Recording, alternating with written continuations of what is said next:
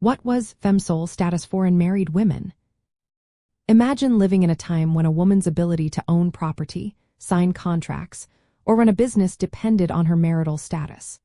That's where the idea of femme comes into play. In European history, especially in England during medieval and early modern times, femme was a legal term for women who were not married, divorced, or widowed. It meant they were recognized as independent in legal and economic matters. The phrase comes from Norman French and means single woman.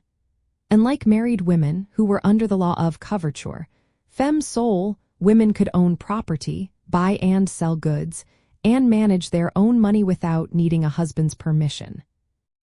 Under the law of coverture, when a woman married, her legal identity merged with her husband's. She could not own property or sign contracts on her own.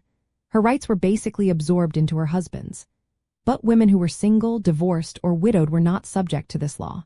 They were considered femme which gave them full legal independence. This status was especially important in towns and cities, where women often ran shops, inherited trades, or managed estates. For example, a widow could continue her husband's business or operate her own shop without needing a man's approval because she was legally recognized as an independent person. This legal status had real effects. It allowed women to participate actively in trade and commerce, giving them economic power.